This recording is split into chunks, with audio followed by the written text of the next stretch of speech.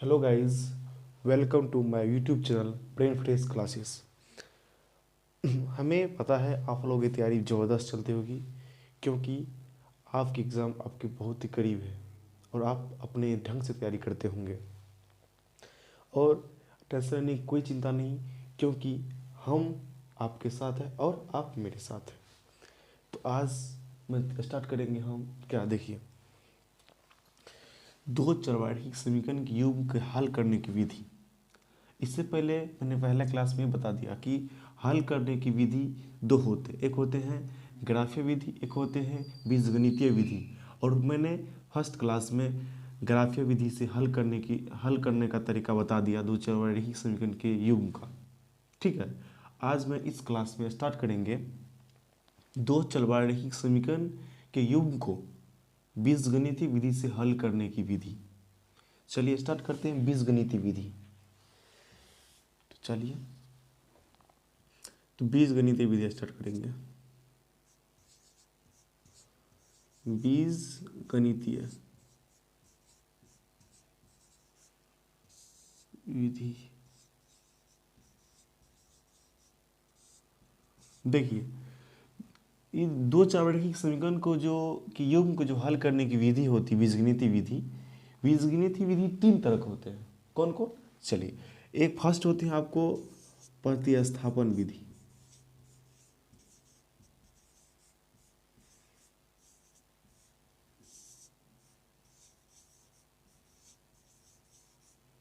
प्रतिस्थापन विधि। दूसरा होता है आपको विलोपन विधि।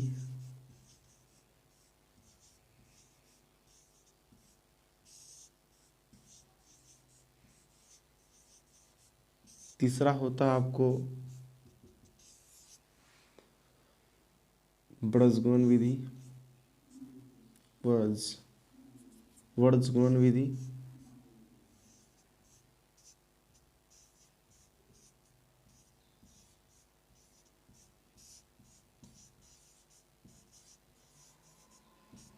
देखिए, दो चर वाले रैखिक समीकरण के युग्म को हल करने की विधि जो होती है बीजगणितीय विधि, उस बीजगणितीय विधि में तीन तरह की विधि से हम दो चरवाही समीकरण के युग्म को हल कर सकते हैं।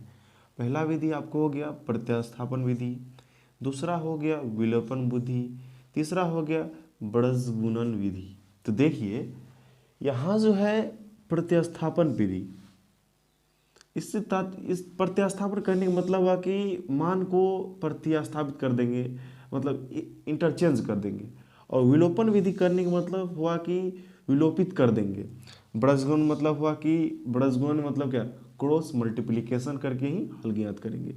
तो कहने का मतलब हुआ कि नाम से ही पता चल रहा है कि किस तरह से हल करेंगे। तो चलिए हम पहले स्टार्ट करते हैं प्रतिस्थापन विधि। प्रतिस्थापन विधि से हम दो चरवाही समीकरण के युग्म को कैसे हल करें, चलिए स्टार्ट करते हैं। तो लिखिएगा, लिख सकते हैं। चलिए,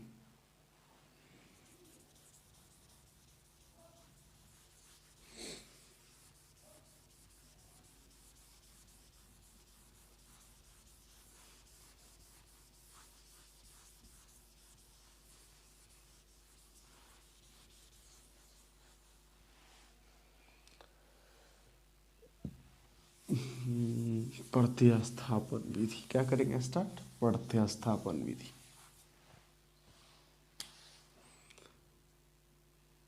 एक फर्स्ट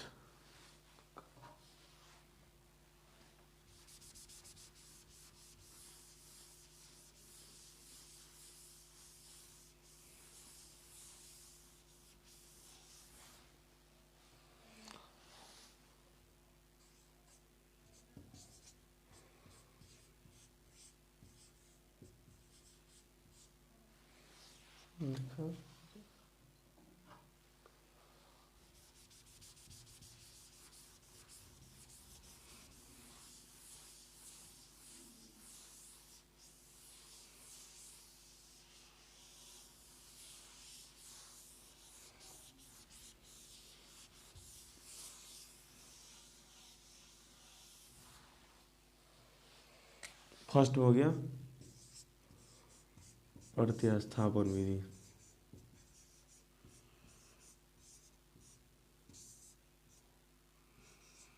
इसी को हमें बताना है। देखिए प्रत्यास्थापन विधि में प्रत्यावस्थान विधि में हम किस तरह से दो चर वाले रेखीय समीकरण के युग्म को हल करेंगे। देखिए मान लेते हैं दो चर वाले रेखीय समीकरण x + y = 4, x - y = 2। चलिए इसको हम प्रत्यास्थापन विधि से हल करेंगे। देखिए ये है दो चर वाले रैखिक समीकरण, आप तो पहचानते होंगे ना दो चर वाले रैखिक समीकरण को, तो पहचान लिए होंगे ये दो चर वाले रैखिक समीकरण है। हमको दो चर वाले रैखिक समीकरण को हल करनी है प्रत्यास्थापन विधि से। क्वेश्चन दे दिया जाता है कि आप प्रतिस्थापन विधि से नीचे दिए गए समीकरण को हल करें या दो चर रैखिक समीकरण को हल करें। तो करेंगे कैसे प्रतिस्थापन विधि से? देखिए पहले हम क्या करेंगे, इस समीकरण 1 मान लेंगे, समीकरण 2 मान लेंगे। चलिए देखिए हम क्या कर रहे हैं, समीकरण 1 से हम x का मान निकाल लेंगे और समीकरण 2 से निकाल लेंगे x का मान और 1 में पुट कर देंगे। देखिए यहां लिखते हैं समीकरण 1 से 2 से लीजिए, 2 से लिए, जब 2 से लिए तो x - y = 2 हो गया ना। अब देखिए यहाँ से x का मान निकालें कितना होगा, ये है -y, ये जो इधर जाएगा तो क्या हो जाएगा 2 + y हो जाएगा। ठीक, चलिए इसको समीकरण 3 मान लीजिए, कोई दिक्कत? चलिए हम यहाँ करते हैं। देखिए अब यहाँ से हमको किसका मान निकल गया, x का। अब देखिए हम x का मान किस समीकरण से निकालें, x का मान दूसरा समीकरण से निकाले हैं, इसलिए आप ये बोल सकते हैं सर यहाँ x का मान पुट नहीं कर सकते हैं। नहीं, जिस समीकरण से x का मान निकालते हैं उस समीकरण में x का मान नहीं पुट करते हैं। ठीक है, कर देंगे तो सेम बात आ जाएगा। इसलिए यहाँ समीकरण 2 से हम x का मान निकाले हैं, इसीलिए x का मान समीकरण 2 में पुट नहीं करेंगे, समीकरण 1 में पुट करेंगे। चलिए x का मान यहाँ लिख देते हैं हम, x का मान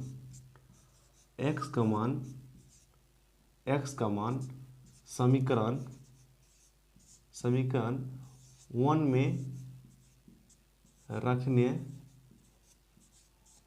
पर, चलिए रखते हैं समीकरण 1 में, तो कितना आया x का मान, देखिए 2 + y, तो 2 + y = 4।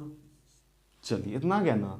अब देखिए यहाँ पे वो a 1y 2y हो जाएगा, 2 + 2y = 4। अब देखिए इसके पीछे प्लस उधर जाएगा तो माइनस हो जाएगा, 2y = 4 - 2, 2y बराबर कितना हो जाएगा 4 - 2 2, इसीलिए y बराबर कितना हो जाएगा 1 हो जाएगा। 2/2 होगा ना, यहाँ गुना में इधर जाएगा तो भागा में आएगा, होगा ना। इधर देखिए गुना में है ना, उधर जाएगा तो भागा में आएगा। आप जानते हैं कि बराबर की इस साइड गुना में रहता है तो उस साइड भाग में हो जाता है, अगर इस साइड भाग में रहता है तो उस साइड गुना में हो जाता है, अगर इस साइड जोड़ में रहता है तो उस साइड घटों में हो जाता है। इस बात को आप भली भांति जानते होंगे। चलिए y का मान कितना हो जाएगा 1 आ जाएगा। तो देखिए अब हमको तो y का मान निकल गया। आपको मैंने बताया था दो चरवारैखिक समीकरण के युग्म का जो हल क्या होता है, दो चरवारैखिक समीकरण युग्म वही होता है उसमें जो चर होता है, चर का जो मान होता है वही उसका हल होता है। तो चर का मैंने y का मान निकाल लिया एक चर का, दूसरा चर क्या है x, तो समीकरण 3 हम पुट कर देंगे। देखिए आप समझ लिए होंगे ना, तो हम यही कर लेते, चलिए जगह थोड़ा, समीकरण 3 में y का मान रख लेते हैं, y का मान रखने पर, तो रखिए ना, रख नहीं सकते आप, x = 2 + y का मान कितना 1, तो कितना हो जाएगा x मान 3 हो जाएगा। तो हम क्या किए, x का मान कितना निकला 3 और y का मान 1, तो हम हल तो ज्ञात कर लिए, हल निकल गया हमको ना, x और y का मान निकल गया। तो देखिए, अगर आप इसको आप संतुष्ट करना चाहते हैं कि सर आप हम ऐसे कैसे से प्रूव करें कि ये रियल, ये सही है कि x का मान और y का मान इस समीकरण का हल है, तो देखिए कैसे हम प्रूव करेंगे। x का मान इसमें रख देंगे और y का मान इसमें रख देंगे, तो देखिएगा दोनों RHS और LHS दोनों इक्वल हो जाएगा। देखिए, अब देखिए LHS ये है, RHS ये है। अब देखिए यहाँ रखिएगा, यहाँ रखिएगा 3, यहाँ रखिएगा 1, 3 1 4 बराबर हो गया ना। चलिए यहाँ बात करते हैं, यहाँ रखिए 3, यहाँ रखिए 1, 3 में से 1 गया 2 बराबर हो गया ना। LHS और RHS जब बराबर हो जाता है तो समझिए बात सही है, ये बात प्रूव्ड है। चलिए आप समझ गए ना, समझिए प्रतिस्थापन विधि से किस तरह दो चार रैखिक समीकरण हल करेंगे, आप तो समझ गए होंगे, आपको कोई दिक्कत नहीं होगी। चलिए अब आगे, चलिए उतारना है तो उतार लीजिए, उतार लीजिए। चलते हैं, अगला क्या है, अगला है विलोपन विधि, जिसमें हम किसी एक चर को विलोपित कर देंगे, वही हो जाएगा विलोपन विधि। चलिए विलोपन विधि में किस तरह से हम हल करते हैं वो जानेंगे अभी। चलिए हो गया होगा, ठीक है।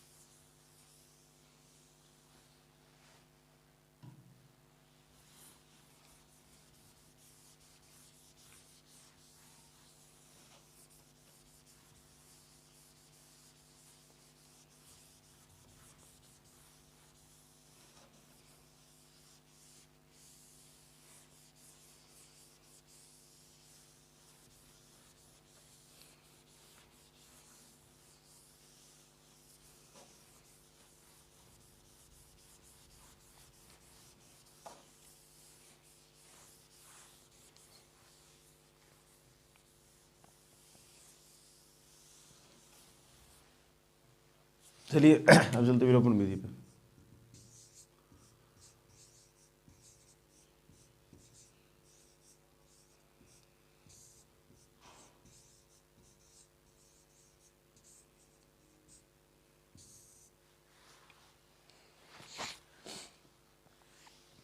चलिए विलोपन विधि में देखिए, इसमें किसी एक चर को विलोपित कर देंगे, इसमें किसी एक चर क्या कर देंगे, विलोपित कर देंगे, वही विलोपन विधि हो जाएगा। और उसी विलोपन विधि से हम दो चर वाले रैखिक समीकरण के योग को हल कर देंगे। चलिए एक एग्जांपल लेके समझ लेते हैं, ठीक है। देखिए 2x + 3y बराबर 12, यहाँ लेते हम x + 9y बराबर लेते हैं हम 30। देखिए अगर हम यहाँ हल करें, अब इसको कहेंगे, अब हम क्वेश्चन ये दे दें कि ये जो दो चर वाले रैखिक समीकरण है, इस समीकरण को आप विलोपन विधि से हल करें, तो आप कैसे करेंगे, कैसे करेंगे। तो देखिए कैसे करेंगे, हम तो वही बताने आए हैं आप लोगों को। तो देखिए अब हमें कुछ नहीं करना है, क्या करना है, हमें कुछ नहीं करना है। समीकरण 1 इसको मान लेंगे, समीकरण 2 इसको मान लेंगे। देखिए अब इसको हम इसमें एक चर को विलोपित करेंगे, और विलोपित किस तरह करेंगे वो देखिए। आप ये देखिए कि x और y की जो कांस्टेंट है दोनों में, अगर दोनों को हम घटाएंगे तो ऐसा कौन सा चर, कौन सा कांस्टेंट हट सकता है या खत्म हो सकती है। अभी लगता कोई नहीं खत्म होगा, एक कंडीशन लाएंगे तो खत्म हो सकता है। अगर इसमें हम 3 से गुना कर दें, अगर हम इसमें 3 से गुना कर दें तो इसे यहाँ पे 9 आ जाएगा, और ना अगर दोनों को हम घटा देंगे तो ये 9 9 खत्म हो जाएगा। हाँ हो जाएगा, तो एक चर विलोपित हो गया और x का मान निकल जाएगा। उसी x को हम 1 में नहीं तो 2 में किसी में पुट करके निकाल सकते हैं। चलिए देखते हैं। कितना हो जाएगा बताइए। अब समय हम डायरेक्ट यहाँ लिखिए, उतना हमको नहीं जाना आगे। समीकरण 1 3 सुना कि 3 लिख दीजिए माइनस समीकरण 2। चलिए कितना हो जाएगा, 6x प्लस 9y। ठीक, अब देखिए, अब घटाना है ना, तो घटाना है तो यहाँ पे -x माइनस 9y, आप समझ रहे होंगे। अब देखिए, अब 12×36 होगा -30, समझ रहे ना। देखिए ये 9y 9y कट जाएंगे क्योंकि यहाँ पे विपरीत चिन्ह है, प्लस है यहाँ माइनस है, और वो कट गया। अब 6x माइनस 5x कितना हो जाएगा, कितना हो जाएगा 5x बराबर कितना, यहाँ पे 6 होगा, इसीलिए x मान कितना होगा 6/5 हो जाएगा ना। इसी x के मान को हम देखिए, यहाँ पे हमने एक चर को विलोपित कर दिया, y को विलोपित कर दिया करके x का मान निकाल लिया। अब इसी x के मान को हम कहीं पुट कर सकते हैं, समीकरण 2 में ही करिए, 1 में कीजिए, जहाँ करना आपको आसान लगे वहाँ कीजिए। मान लीजिए हम 2 में ही करते हैं, समीकरण 2 में ही करते हैं, समीकरण 2 में x का मान रखने पर, तो रखिए 2 में ही रखिए ना, 2 में रखिए। x के कितना रखेंगे 6/5 प्लस 9y बराबर 30 यानी 30। तो देखिए उधर जाएगा तो 9y है, इधर जाएगा तो 30 माइनस 6/5 हो जाएगा। हाँ, अब देखिए यहाँ 5 आ जाएगा एलसीएम, ऐसे 5 देखिए कितना 150 हो जाएगा -6, यहाँ पे 9y याद रखिएगा। और देखिए 9y अभी 9 को रहने दीजिए, पहले तो मतलब पूरा सोल्यूशन करके तब तो भेज दीजिएगा, कोई दिक्कत नहीं होगी। यहाँ कितना हो जाए 144 हो गया। अब इस 9y को उधर भेज देंगे, देखिए भेज देंगे, अगर ये गुना में उधर जाएगा तो भाग में हो जाएगा, तो यह बराबर 144/5 गुना 9 हो जाएगा ना। ये देखिए कट जाएगा 44 9 से, नहीं कटेगा, कट जाएगा, बताइए 16 से नहीं कटेगा, तो y का मान 16/5। ठीक है, अब देखिए आपको x मान कितना निकला है, आपको x मान कितना निकला है 6/5, y का मान कितना निकला है 16/5। अब इस दोनों मान को अगर इसमें पुट करते हैं, इस 12 के बराबर आ जाता है तो हम समझेंगे मैंने सही मान निकाला, अगर नहीं आएगा तो मैंने गलत मान निकाल लिया। तो देख लेते एक बार करके, यहाँ दे देंगे कितना होगा, यहाँ फल कर लिए, यहाँ फल कर इसी को हम लिखते हैं। यहाँ पे देखिए 2x मान कितना है 6/5 प्लस 3 16/5 बराबर 12। अब देखिए इसको हम हल करते हैं, देखिए यहाँ पे 12/5 हो जाएगा प्लस 48/5 आ जाएगा, ठीक मतलब 12। देखिए अब इसको हम क्या कहते हैं, एलसीएम है यहाँ पे ना, एलसीएम जो लेंगे तो 5 ही आएगा ना, और यहाँ पे इसको भी जोड़ देंगे, दोनों जोड़ ही जाएगा, 12 और 48 कितना हो जाएगा 60, और यहाँ 12 है, ये इधर भाग में तो गुना में हो जाएगा, 60 बराबर 12 गुना 5 हो जाएगा, तो 60 ही हो जाएगा। मतलब मैंने जो मान निकाला है वह सही निकाला है, किस विधि से, विलोपन विधि से। तो विलोपन विधि से किस तरह हम दो चरवार्षिक समीकरण को हल कर सकते हैं वो आपने देख लिया, और प्रत्यास्थापन विधि से भी किस तरह करते वो भी आपने देख लिया। अब हमें जाना है ब्रजगोन विधि, जो विधि बहुत ही अच्छी होते हैं, जो भी आसान होते हैं। सबसे आसान तो हमें विलोपन विधि ही लगता है, और सबसे आसान विलोपन विधि ही होते हैं। अगर जब भी आप सवाल को मतलब सॉल्व कीजिएगा, आपको अगर ये कंडीशन नहीं दिया रहे कि आप इसी विधि से कीजिए, अगर नहीं दिया रहे तो आप हमेशा विलोपन विधि से ही कीजिए, क्योंकि विलोपन विधि बहुत ही आसान विधि है। ठीक है, चलिए आगे आप चलेंगे हम ब्रज गुणन विधि।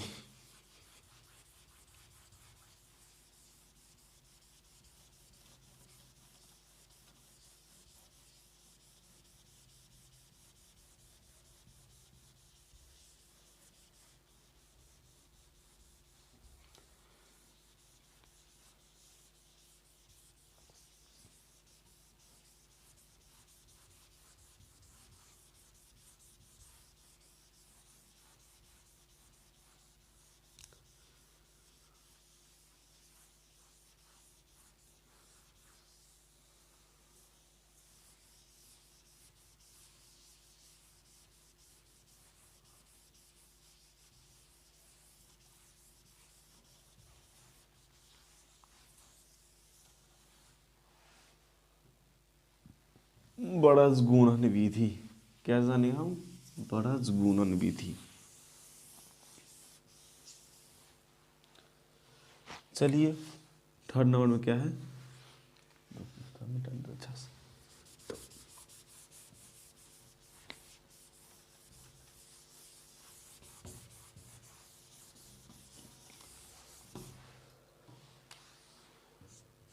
बड़स गुणन विधि।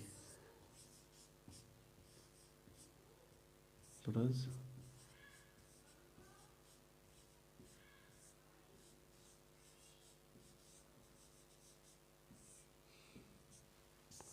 देखिए, बड़स गुणन विधि के बारे में जब भी हम बात करेंगे तो एक फार्मूला पहले हम प्रूव करते हैं। कौन सा फार्मूला? देखिए एक्स वाई 1 यहाँ लिखते हैं ऐसे। ये फार्मूला को ज्ञात करने की ट्रिक है। अगर फार्मूला आ जाएगा उस फार्मूला पे हम पुट कर देंगे, मान निकाल लेंगे। तो पहले हम लिखते हैं यहाँ B1 B2 C1 C2 A1 A2 और क्या लिखते हैं यहाँ पे B1 B2। देखिए इसी फार्मूला को हमें क्या करना, हमें प्रूव करना। अगर प्रूव हो जाएगा तो समझ लेंगे कि हम उसी समय प्रूव बना लेना है सवाल को। तो देखिए इसको ऐसे क्रॉस करते हैं, इसको ऐसे क्रॉस करते हैं, इसको ऐसे क्रॉस करते हैं, इसको ऐसे क्रॉस। यहाँ इसका इंग्लिश होता है क्रॉस मल्टीपल मेथड। ठीक है, क्रॉस मल्टीपल मेथड होता है। ठीक है, इसलिए इसमें क्रॉस कर रहे हैं ना, क्रॉस। देखिए इसको इससे क्रॉस करते हैं, इसको इससे क्रॉस करते हैं, इसलिए इसको क्रॉस मल्टी। अब देखिए यहीं से हमें फार्मूला को निकालना है। देखिए ये ऊपर में होगा जहाँ भी होगा, और देखिए कैसे प्रूव करते हैं एक फार्मूला को। तो आपने इसको देख लिया ना? अगर देख चलिए, जगह तो नहीं है, कहाँ बताएं? चलिए यहाँ ही बताते हैं। ठीक है, यहाँ थोड़ा ध्यान दीजिएगा। देखिए एक्स बट्टे देखिए लिखते हैं B1 C2 B1 C2 minus देंगे। फिर देखिए यहाँ पे देखिए B2 C1 B2 C1 हो गया ना? अब देखिए आगे चलते हैं। फिर यहाँ बराबर देंगे, यहाँ देखिए y है, y लिखेंगे यहाँ। अब देखिए C1 A2 माइनस देंगे C2 A1 हो गया ना? बराबर। अब देखिए बट्टे में ऊपर में 1 देंगे। A1 B2 माइनस देखिए A2 B1 समझ रहे हैं? देखिए B1 C2 दिए, फिर B2 C1 दिए, फिर C1 A2 C2 A1। कोई दिक्कत? A1 B2 A2 B1। चलिए यही फार्मूला आया इससे। अगर आप भूल जाते हैं तो इस तरह कर लीजिएगा। अगर आप इस फार्मूला को भूल गए, आपको क्वेश्चन दे सकता है ऐसे कि दो चरवारेखी समीकरण के योग को आप वरस गुण विधि से हल कीजिए। अगर इस फार्मूला को आप भूल गए, अगर बाई चांस भूल गए तो क्या कीजिएगा, आप इस तरह लिख के ऐसे फार्मूला लिख लीजिएगा और यहाँ मान पुट कर दीजिएगा। अब इस पे किस तरह सवाल बनता है वो बताते हैं।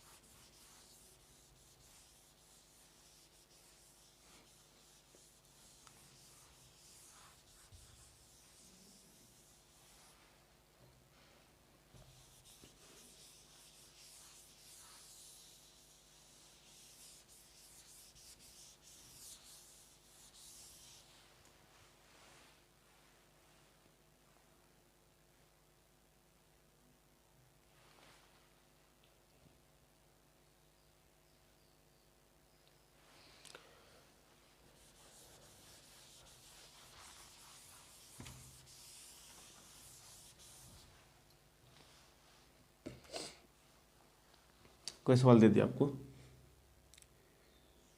2x प्लस 3y प्लस 8 बराबर 0,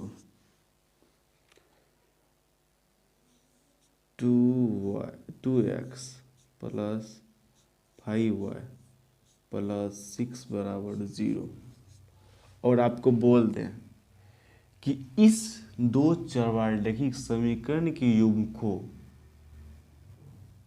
को व्रज गुणन विधि से हल करें। तो आप कैसे हल करेंगे, तो देखिए कैसे हल करेंगे।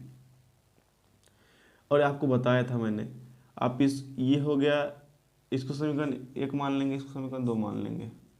देखिए a1 कितना, पहले ये बताइए, a1 कितना है, a1 2 है, b1 कितना है 3 है।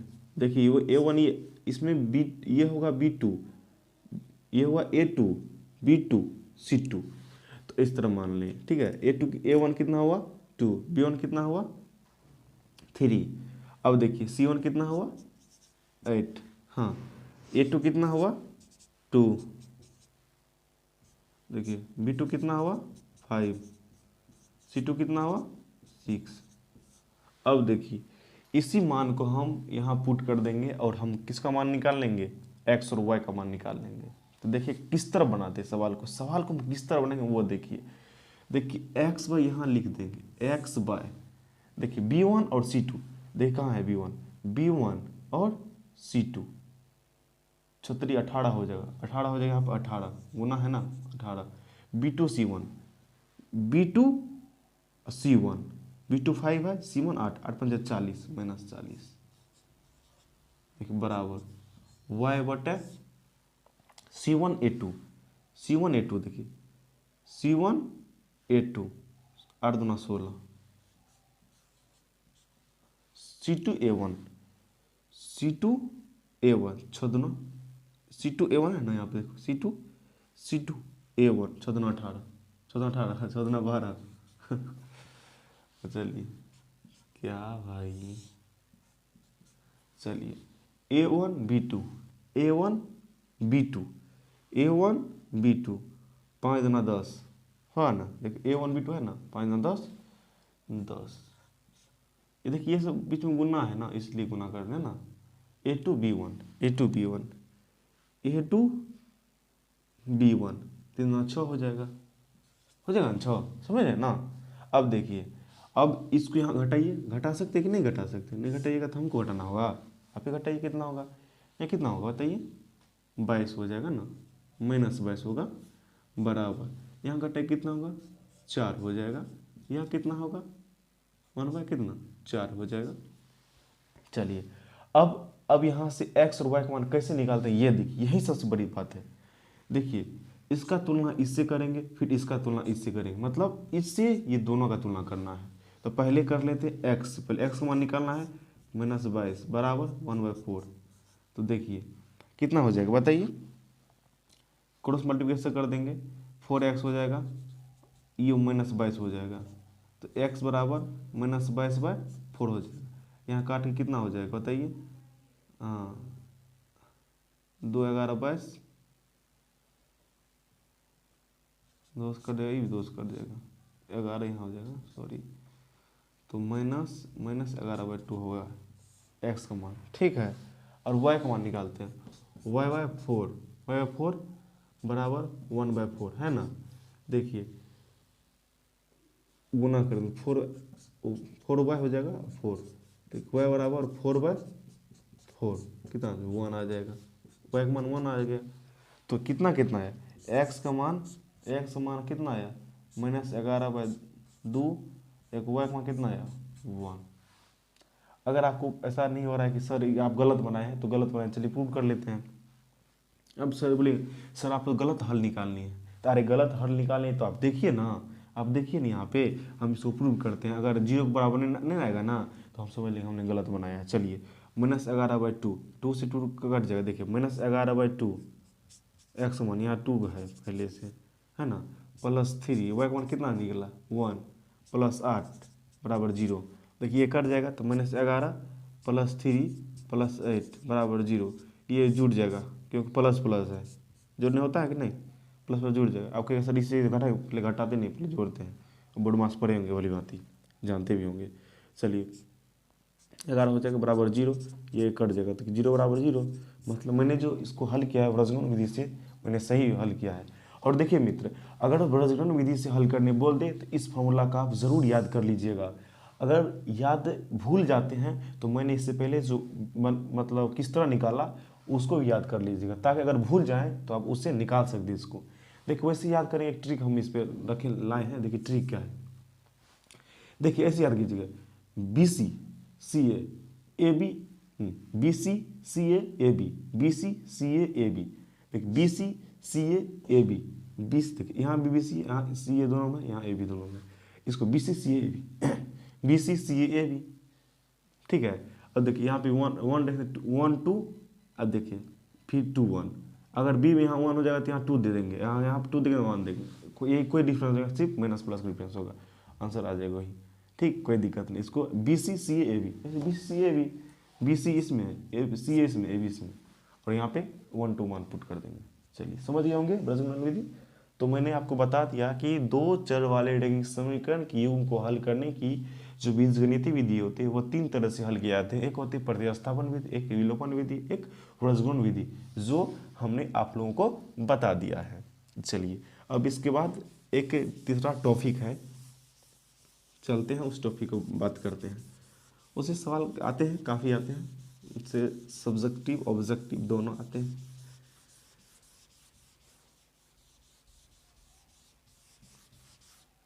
चलिए आज सिर्फ चर्चा कर लेते थोड़ा।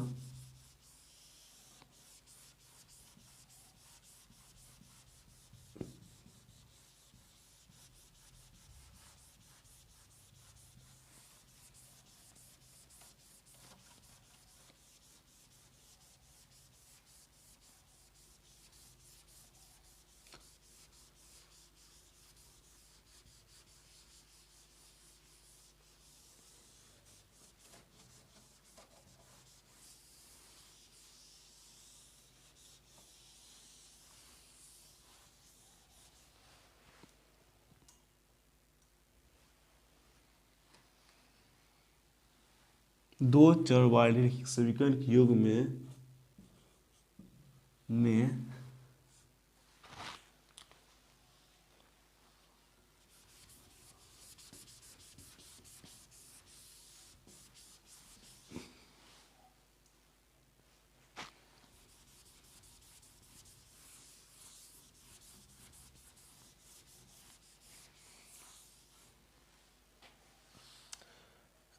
क्या बात करेंगे, दो चर वाले रैखिक समीकरण के योग में बदले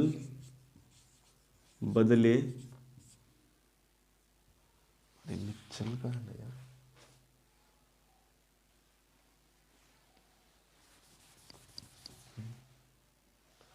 दो चर वाले रैखिक समीकरण के योग में बदले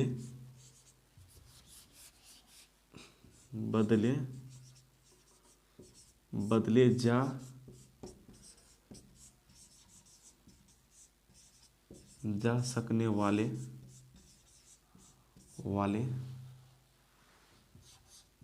समीकरण। पता चलता होगा क्या? रुकिए 2 मिनट, अच्छा से कर लेते हैं।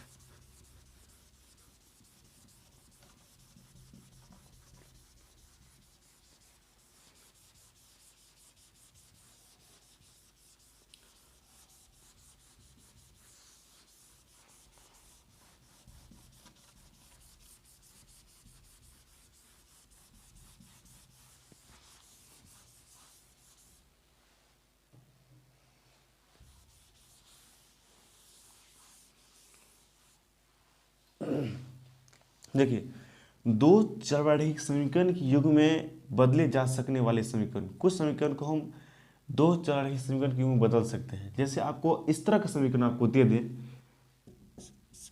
देखिए दे आपको 4/x प्लस 3/y बराबर 4, ठीक है।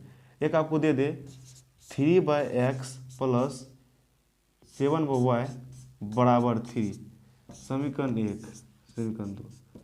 तो आप इसको देखिए, इसको आप दो चरवारहिक समीकरण के युग में कैसे बदले। आपको पता होगा कि दो चरवारहिक समीकरण के युग का जो व्यापक रूप होता है a1x plus b1y plus c बराबर 0, a2x plus b2y plus c2 बराबर 0। ये क्या होता है, दो चरवारहिक समीकरण के युग का एक व्यापक रूप होता है। मतलब उस तरह के वो रूप जो होता है वही होता है दो चरवारहिक समीकरण के युग। लेकिन इसको कह दें कि ये दो चरवारहिक समीकरण के युग में है तो नहीं है, अभी इसे लाना होगा दो चरवारहिक समीकरण के युग में। तो कैसे लाएं, देखिए यहाँ पे समीकरण 1 को हम पहले लाते हैं। समीकरण 1 का बात करते हैं, पहले हम बात करेंगे समीकरण 1 का। समीकरण 1 से बात करेंगे तो 2 मिनट रुकिए मित्र।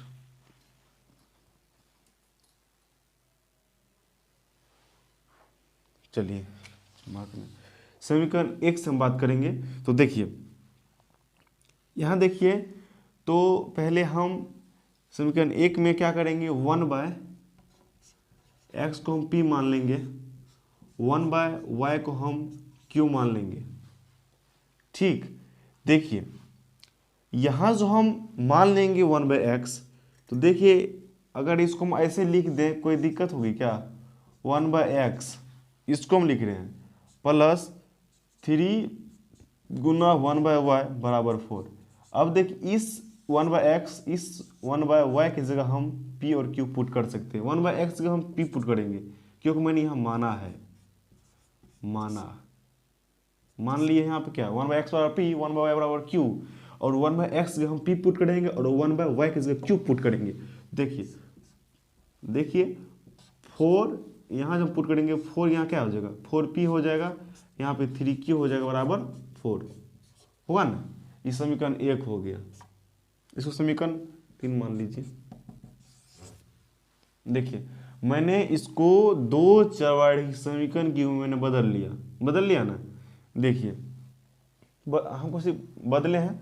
अब देखिए उसके बाद हम क्या करेंगे, फिर यहाँ देखिए फिर क्या माने हैं 1/x को p और 1/y को q। तो यहाँ देखिए 3 को इधर लेंगे तो 1/x यहाँ पे तो 1/x हो जाएगा, यहाँ पे 7 गुना 1/y हो जाएगा। तो मतलब 1/x से हम कितना लेंगे, p लिख सकते हैं, कितना लिख सकते हैं हम, p लिख सकते हैं प्लस 1/y की जगह q 7q बराबर 3, समीकरण 4।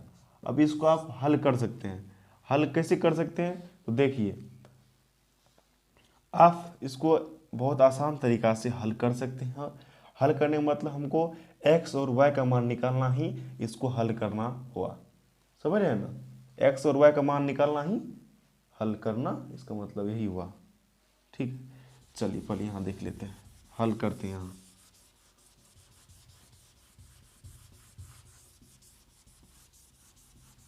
कोनो विधि से हल कर दीजिए। आपको बताए थे विलोपन विधि, प्रतिस्थापन विधि, वृजगण विधि, जो आसान लगे। तो हमें तो कौन आसान लगता है, आपको पता होगा हमें विलोपन विधि आसान लगता है, तो विलोपन विधि से ही करेंगे हम। तो चलिए विलोपन में एक चर को विलोपित कैसे करें। देखिए यहाँ 3 यहाँ 4 है, यहाँ 3 और 7 है, यहाँ 4 3। देखिए हमको तो इधर जाना ही नहीं है क्योंकि यहाँ पे चर को विलोपित करना है, नहीं हमें अचर को विलोपित करना है। चर को विलोपित करने के लिए यहाँ पे अगर हम इसमें 4 से और इसमें 3 से गुना कर दें, यहाँ 12 आ जाएगा, यहाँ 12 आ जाएगा, और 12 घटा देंगे तो कट जाएगा, मतलब एक चर खत्म हो जाएगा, एक चर विलोपित हो जाएगा। इसलिए यहाँ पे करीब गुना कितना 3 से, यहाँ करिए 4 से, तो कर देंगे कितना होगा, दोनों घटा दीजिए। समीकरण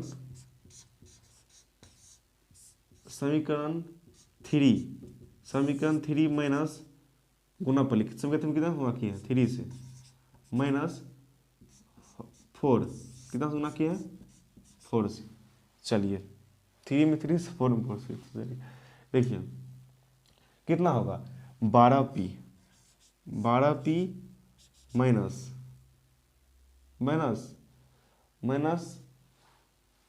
एक, अभी रुकिए, अभी वैसे ही राइट करिए पहले, कितना हो जाएगा प्लस कितना है 9q हो जाएगा, 9q बराबर मत दीजिए। अब इसको कर लीजिए क्योंकि चर वाले एक साथ करना है, अजर वाले को एक साइड कर देंगे। देखिए फिर यहाँ पे -12p घटा रहे हैं ना, माइनस कितना हो जाएगा 28Q, ठीक, बराबर 12 माइनस 12, 12 माइनस 12 मतलब जीरो आ जाएगा, जीरो आ जाएगा, कोई बात नहीं, आने दीजिए। Plus 12P minus 12P cut जाएगा, कट गया, और 9Q और यहाँ पे माइनस 28Q है। अब दोनों को घटाएंगे तो कितना आ जाएगा, घटाएंगे तो माइनस में आएगा कितना, यहाँ पर आ जाएगा आपको 19Q आ जाएगा, 19Q आ जाएगा क्या, 19Q बराबर जीरो, माइनस में आएगा 19Q, माइनस 19Q आ जाएगा, Q बराबर क्या आ जाएगा, क्या आ जाएगा बताइए, जीरो, मतलब Q का मान जीरो आ गया, मतलब Q का मान जीरो आ गया, Q का मान जीरो दे देंगे, हाँ जीरो दे देंगे Q का मान। चलिए Q मान जीरो रख देंगे, समीकरण एक में रखिए जीरो, Q मान समीकरण एक में ही रखिए जीरो, रखिए समीकरण एक में ही, समीकरण एक में Q का मान रखिए, कितना हो जाएगा बताइए, यहाँ करिए कितना होगा करके, Q का मान रखेंगे यहाँ पे जीरो, तो यहाँ हो जाएगा 4P, 4P हो जाएगा, तो मतलब क्या 4P बराबर 4 होगा, तो मतलब P का मान 1 आ जाएगा, क्या समझे। अब यहाँ से हम x और y का मान निकालना है, देखिए अब यहाँ पे P का मान पुट कर देंगे तो x मान निकल जाएगा, यहाँ पे Q का मान पुट कर देंगे तो y का मान निकल जाएगा, तो P का मान क्या आया वो देखिए पहले, चलिए यहाँ कर देते हैं, यहीं कर देते, चलिए 1/x है, 1/x है बराबर P है, ठीक है। अब देखिए P का मान क्या आया बताइए, P का मान क्या आया आपको 1 आया है, तो 1 रखिए, तो x मान कितना आ जाएगा 1 ही आ जाएगा। चलिए 1/y बराबर जीरो, Q का मान जीरो आया है, जीरो, तो y का मान जीरो।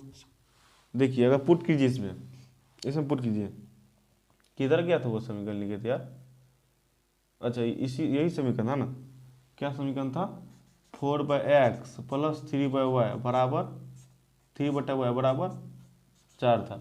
चलिए x और y को पुट कीजिए, यहाँ पे देंगे 1, 4 आ जाएगा, 3 में जीरो से भाग देंगे तो क्या होगा बताइए, जीरो आ जाएगा ना, आज छोड़ दीजिए 3 को, अब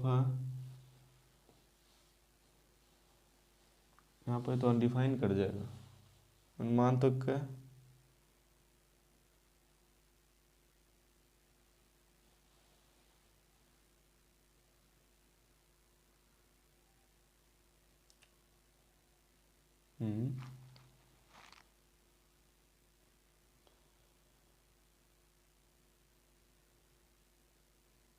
यही अनडिफाइन कर रहा था। चलिए कोई बात नहीं है, इसी तरह से हल करनी है, ठीक है, हम तो अपने मन से लिए हैं इसलिए अनडिफाइन हो गया। अगर आपको इस तरह से कोई सवाल दिया जाएगा तो आप इसी तरह हल कीजिएगा, ठीक है, क्योंकि अगर यहाँ पे जीरो देंगे 1/0 से भाग देंगे तो ये अनडिफाइन कर जाएगा, अपरिभाषित हो जाएगा, इस तरह से मान हम नहीं निकाल सकते। अगर इस तरह अगर मान यहाँ मान लीजिए आप बोलेगा सर यहाँ जीरो देकर आप जीरो कर सकते हैं, तो ये मेरा कहना गलत हो जाएगा, मेरा कहना गलत हो जाएगा, और मैं इस तरह से कदापि नहीं कर सकता हूँ, क्योंकि मैं ये मैथमेटिक्स विरुद्ध हो जाएगा। तो अगर आपको इस तरह का सवाल आ जाए तो आप इस तरह ही प्रूव मतलब बनाइएगा, और इस तरह बनाएगा तो आपको आंसर सही आएगा और करेक्ट आएगा। देखिए मैं तो यहाँ मान निकाल दिया, देखिए मान निकालने बोल देगा तो मान निकाल दिए एक्स और वाई का मान, ठीक है, एक्स और वाई का हम निकाल दिए, ये सही है निकालना मान। अगर प्रूव करने की बात आए तो मैं अपने मन से इस मान को लिया हूँ, इसलिए इस तरह नहीं आया है। अगर थोड़ा सोच के लेते तो जरूर आ जाता, कोई बात नहीं दोस्त। अगर यहाँ पे मान पूछ दे एक्स और वाई का मान तो मैंने सही मान निकाला है, एक्स बराबर कोई गलत नहीं, एक्स बराबर 1 और वाई बराबर 0 सही है, इस तरह बनाया जाएगा ही, इस तरह बनाना ही है इसको, इससे अलग तरीका कोई नहीं है, इस तरह ही बनाना है, जैसे बनाए हल करना है इसी तरीका से। अगर इस तरह का सवाल दिया जाए और पी और क्यू मान के ही, चलिए ठीक है।